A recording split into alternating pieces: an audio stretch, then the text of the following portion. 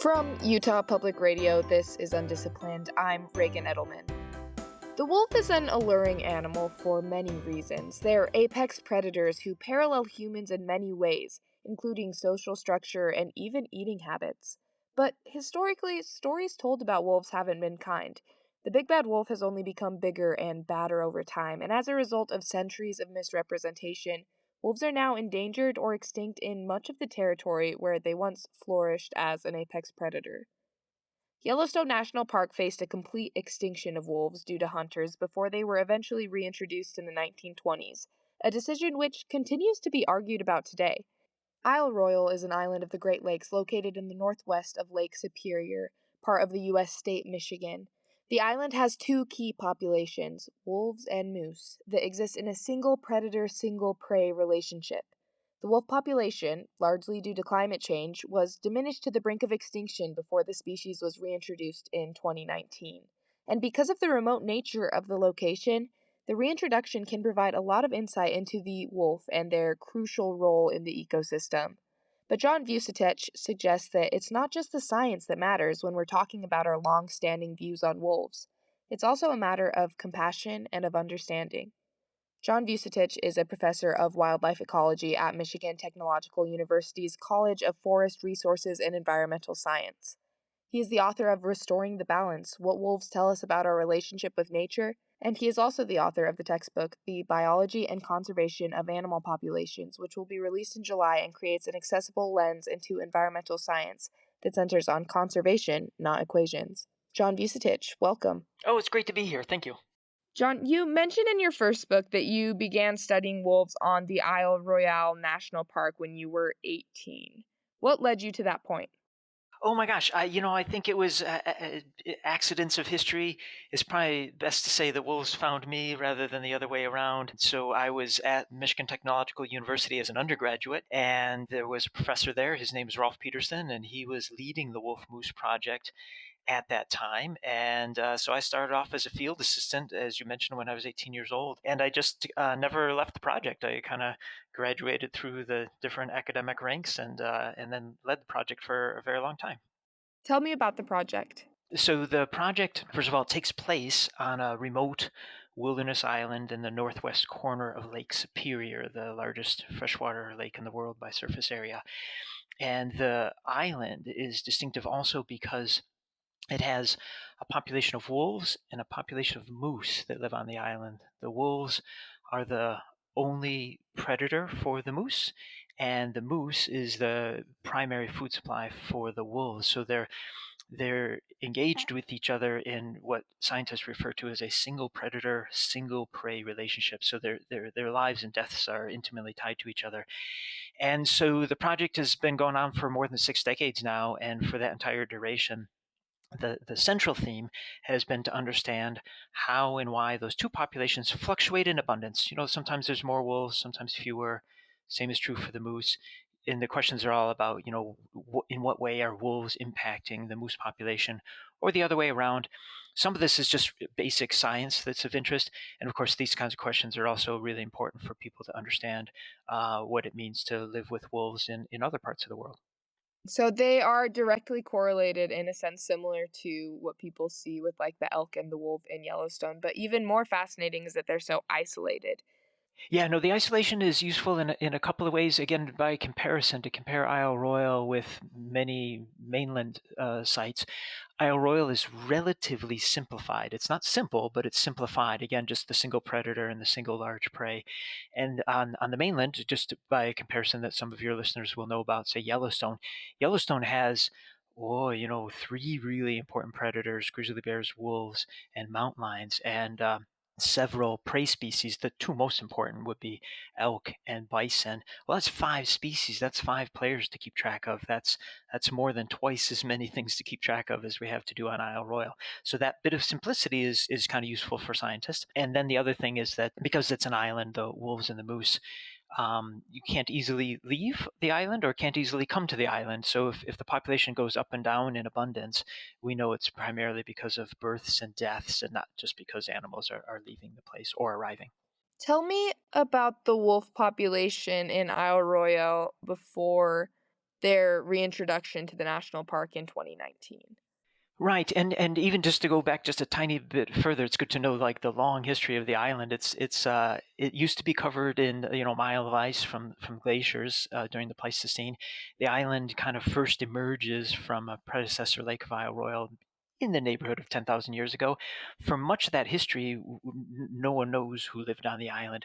But from like historic times in which European settlers could kind of keep track of what was happening on the island, it seems that moose made their first appearance that anyone ever knows about in the year 1900, or about the year 1900. For about 50 years, there's moose on the island and no wolves. Then, again, just using rough numbers here, in about the year 1950, wolves show up. They would have crossed on an ice bridge.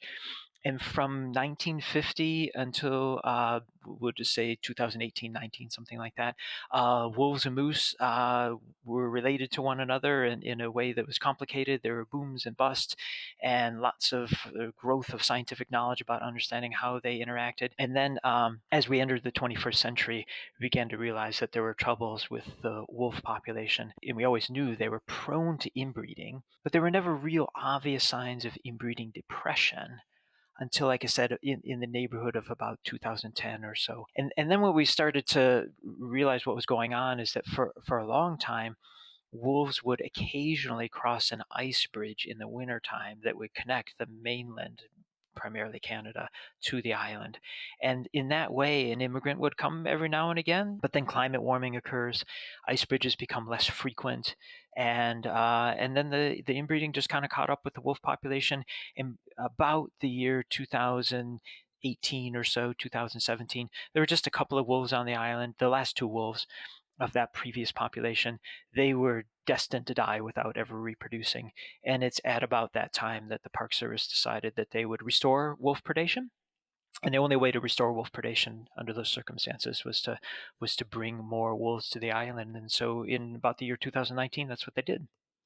So, you've said before that the title of your book, Restoring the Balance, refers to this decision by the National Park Service to restore wolves. And there were several that were captured in Ontario and surrounding areas and then relocated to the national park.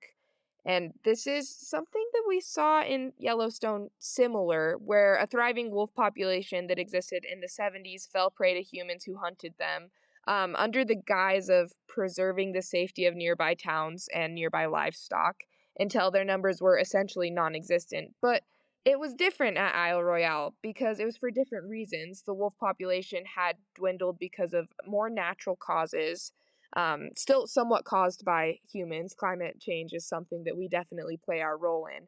Will you talk to me a little bit about your thoughts on the National Park Service's decision in this particular scenario?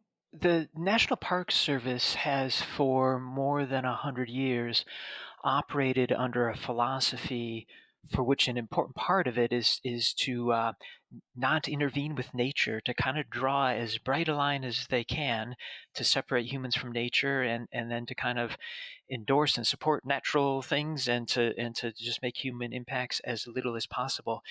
When the National Park Service first started more than 100 years ago, that, was probably a reasonably workable philosophy. And then as time unfolded, especially in the last, 20 to 40 years, as human impacts become more pervasive, it's harder for the Park Service to kind of hang on to that philosophy. And you mentioned, kind of there's a really interesting comparison and contrast between Isle Royale and Yellowstone on exactly this point. So when humans got rid of wolves in the Yellowstone region, they did it with rifles and poison and traps, and so the human impact was clear. What caused wolves to go extinct on Isle Royale? And there's a couple of ways to look at it. One is that it clearly was about humans. It's just a little less direct. It didn't involve pulling a trigger. It involved, well, driving our automobiles an awful lot, enough to make the climate warm. And so by one important view, that's no less human impact than what happened in Yellowstone. It's just, you could say it was unintended, but unintended doesn't mean that it wasn't caused by humans. But in any case, the challenge for the Park Service, and it's a challenge that they still have to meet, is just generally speaking, How will the National Park Service respond to climate change? When climate change takes something away from a national park, what will their response be? They could decide to generally do nothing and say that's just the way it is. It's sad and tragic, but that's the new world we live in. The other response is to say no, as much as is feasible. We'll try to protect what's in national parks from climate change and proceed in that way. And the Park Service, I mean, it's a large institution. It's an institution with a long history, like many institutions. And so, when they change slow.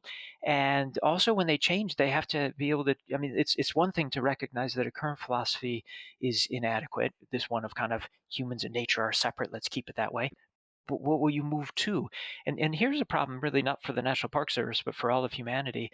We really haven't figured out what it means to conserve things anymore. Conserving will increasingly involve trade-offs where there's winners and losers, and the winners and losers will sometimes be well characterized as winners and losers being nature or humans or some combination of both. We haven't sorted that out yet. You had been studying at Isle Royal for quite a few years by the time that this happened, correct? Oh yeah, that's right. Yeah, for decades. What was your knee-jerk reaction when the decision to reintroduce wolves was made? Well, when the decision was made that they would reintroduce wolves, I thought it was my knee jerk reaction was that I thought they'd made the right choice. I think and I think the most important reason to do so at this point is that places where wolves and moose and the forest could all interact with one another, and where they could do so without really being overly impacted by humans, say in terms of logging, hunting of wolves, hunting of moose. There used to be lots of places in the world where that was the case, and Isle Royal may well be one of the last, maybe the last place where those three trophic levels, the forest, the moose, and the wolves, can all interact without being directly exploited by humans. And it just seems like it's a good idea to have like just one of those places. John, tell me about Trophic Cascade.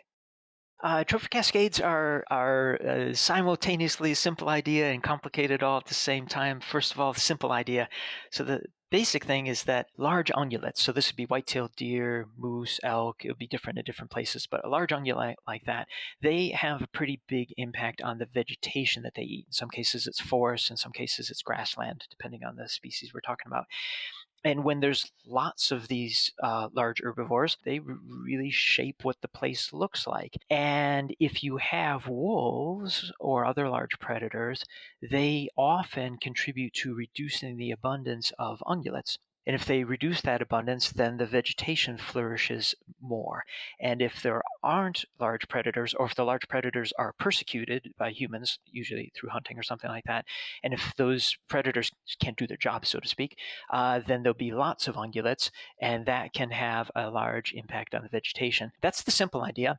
The part that's a little bit more complicated is got to do with to what extent do they occur, and do they occur all the time? And this is where it is difficult to get an accurate perspective, even for scientists to articulate an accurate perspective. And so at the same time, there will be long periods of time in certain places where wolves, very naturally, and not because of anything humans are doing, will just be a little less impactful. And there'll be a lot of herbivores, and there'll be a large impact on the vegetation. Other things that will occur, our scientists have made this argument in Yellowstone, is that for the very long period of time that wolves were present, it allowed beavers to be quite abundant. And in doing so, it changed the hydrology of the rivers in a way that wasn't easy to undo when wolves came back. And so some of those changes can't so easily be reversed. So there's all kinds of layers to the whole idea that make it interestingly complicated. So, in Yellowstone, like you mentioned, the elk numbers dropped according to the wolves' opportunistic hunting, meaning that they hunted for the weaker, more accessible elk, and in turn, the herds became healthier and less prone to starvation. The aspen stands that the elk enjoy so much got healthier too, especially near streams, and this meant that within just a few years, the beavers, like you mentioned, had more material to build their own habitats, and so their population boomed as well. Where there was previously, I believe, one single colony, there are now 9 of them currently in Yellowstone. And these aren't entirely conclusive results. Like you said, there are a ton of other factors. For example, the weather patterns in recent year and the effects that beavers have had on those rivers. But have you seen any similar effects in Isle Royal?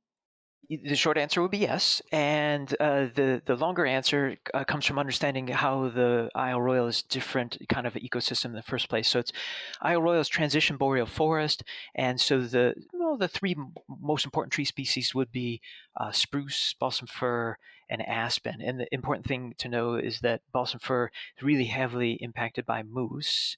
And spruce is not eaten by moose at all. So that when there's a lot of moose, it has a negative impact on the one species, balsam fir, and basically no impact on the other species. So that can alter the balance between those two species of trees. Otherwise, yeah, there have been long periods of time when moose have been really quite abundant on Isle Royal, these periods of time when wolves are just not having much of an effect. And when that's the case, the vegetation is really quite beat up. You don't have to even be much of an expert to just kind of walk around and say, oh my gosh, what happened here? And then there's other periods of time when moose are low in abundance, and they're low in abundance because wolves are having their effect.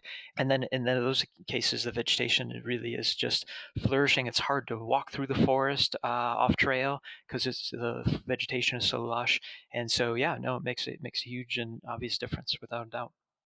And there are many arguments for preserving wolves and protecting them. Many revolve around them being an apex predator, a keystone species, having these ebbing and flowing effects on their ecosystems. Many discuss biodiversity. What would you say is the most important thing about the wolf as a species and about our role in protecting them? Right. I think the most important thing to know is really not that much to do with the science, but actually more has to do with what you might call philosophy or ethics, and that's that humans decided to try to get rid of wolves, to completely exterminate them from as many places as we possibly could, and we tried to do so, I'd say, really for no good reason. And so it was a wrong thing to do, and we've made some improvements this way. We've changed our minds and decided, yeah, we can live with wolves. We've done this in the Northern Rockies and in the Upper Great Lakes. And again, I think it's righting a past wrong is the most important reason to do this.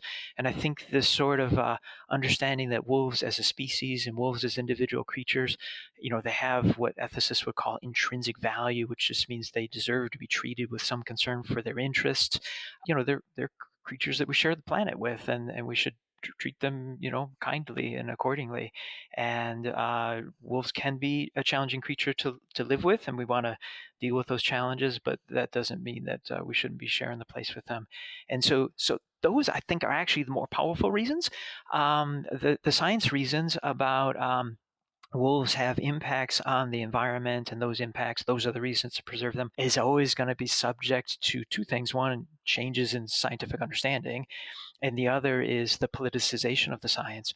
But that very simple reasoning that creatures besides humans, have a place on the planet too. Man, I don't know any reason that can undo that. I think it's easy to make mistakes about what a non-human animal is capable of, but it's also easy to make mistakes about like denying what they're capable of. And so they have basic emotions, basic interests, and I think one of the challenges is that when we think of different kinds of animals is to just do our best to use a little combination of our imagination, a little combination of scientific knowledge that we have about these creatures, knowledge that you can even find on the internet, and just kind of learn about these creatures, and then just ask yourself, man, what is life like from their perspective? And boy, I don't think we're going to go wrong in our treatment of animals if we think about them about that way first. And not only do they have these complex emotions, but they also have these very complex family-like bonds with their packs. The entire pack bands together to raise the pups that are deaf and blind when they're born, and they're always working together, and they have a very interesting social structure. So they're very mirrored in how they live their lives to humans. But historically, stories told about wolves in much of Western culture frame them as the ultimate villains, and there's just been centuries of misrepresentation. It seems to me that some of these similarities and this draw and tendency we have to represent wolves has also led to some pretty extreme political views on them. It seems that different sides of the political spectrum are at war using wolves as almost sort of pawns. Will you tell me a little bit about recent legislature regarding the wolf and what that means for the populations? Yeah, for sure. I mean, there is no doubt that wolves are politicized in a way that they're again, they're importantly symbolic as much as anything else. Um, the rundown on the politics and legal protections and that sort of thing. And we're only going to cover bits of it. So for some of your listeners who are very knowledgeable, they'll know I'm leaving out a few bits. But most wolves that live in the United States in the wild live in the Upper Great Lakes area, so Wisconsin, Michigan, and Minnesota. Those wolves are currently protected by the Endangered Species Act, which means they can't be hunted. And that decision was made as a result of the courts. So normally it would be the federal government, the Fish and Wildlife Service, that would make a decision about whether a species should be protected or not by the Endangered Species Act. But if a certain group of citizens think that the federal government is not making right decisions on that account, they can sue. And you can sue in either direction. You can say, hey, they're being protected, and I don't think they should. They're not protected, and I think they should be protected. And in the Upper Great Lakes for the last 20 years, there have been a volley of court cases going back and forth. And so in the Upper Great Lakes, wolves have gone on and off the endangered species list. And so, yeah, for the foreseeable future, they'll be protected in the Upper Great Lakes from hunting. Out west, different story. What's most important there is that in 2010, 2011, somewhere in there, this is a time when wolves were protected. And the three states in that area, we're talking Idaho, Montana, and Wyoming, those three states really disliked the fact that wolves were protected because those three states wanted desperately to hunt wolves. And so Senator Tester, he added a rider to a budget bill that would kind of by fiat delist wolves, quite aside from what the executive branch thought. And that the executive branch would be the way in which that decision would normally be made. But Congress has the authority to do that. It's to totally politicize then, and it becomes a complete exception to the law. And really, just for political reasons, wolves were delisted through that mechanism in about 2010 or 11. There's two big questions about wolves. One is whether we want to live with them, and then the other is how to live with them. And we have really, in an important way, decided as a society, by no means not everyone agrees, but as a society, we've decided in some important ways we do want to live with wolves. And the wolves that live in these regions that I've been talking about are testimony to that. But we have not come to a sensible view on what it means to live with them and how to live with them. John, you have a line in Restoring the Balance where you mentioned that what you call compassion soaked reasoning could be this key for creating a balanced and fair coexistence with biodiversity. Thinking of those ideas with wolves in particular, one of the things is that wolves are, for some people, challenging to live with. If you're a livestock owner in particular, occasionally, wolves will kill livestock that you own. From an industry-wide perspective, it's a trivial event. It's from an economic perspective, it's literally a rounding error. But if you're the livestock owner who is raising cattle or sheep and happens to be your sheep or cattle that get killed, I mean that's a big deal. You work hard to raise those animals, and you raise them for an American citizenry, many of whom like to eat that meat, and it just, if you're that person, it just feels like, wow, just the rest of society is trying to make life hard for you by having these wolves here. And I think it's really important for people who love wolves to just really know that there are these instances where that's kind of burdensome. And of course, for people who dislike wolves, and when their response is to just want to, this kind of genocidal sort of attitude is just also wrong. And so, yeah, the compassion has to go around on all sides. And we were speaking about it for just this minute or two about wolves, but as I mentioned a little bit earlier, there's a number of cases in conservation where if we make easy, simple decisions in favor of humans, uh, humans sometimes in great need, to use resources that are natural resources that are available to them, nature's going to lose. And in some cases, if you make a decision for nature, it means humans are going to lose. That's the consequences of living on a planet with more than 8 billion people. And those decisions are really, really hard. And adjudicating who is going to pay which cost, who's going to make which sacrifices, requires an enormous amount of compassion soaked reason, because reason has to be an important part of it, but we got to have compassion for all those involved, including those without a voice. And those without a voice are sometimes humans and sometimes non-humans. That's John Vucitech. John is a professor of wildlife ecology at Michigan Technological College, and he's the author of Restoring the Balance: What Wolves Tell Us About Our Relationship with Nature. John, thank you so much. You're welcome. It was a great time to chat. UnDisciplined is a production of Utah Public Radio, and if you happen to live in Utah, you can listen to us every Thursday morning at 10:30 a.m. If you miss us, then you can listen to every episode of UnDisciplined wherever you get your podcasts. Our program is supported by the College of Humanities and Social Sciences at Utah State University, and from listeners like you. You can support our work at donate.nprstations.org/UPR. I'm your producer, Reagan Edelman, and our theme music is Little Idea by Benjamin Tissot. Thank you for listening. Now go have big ideas.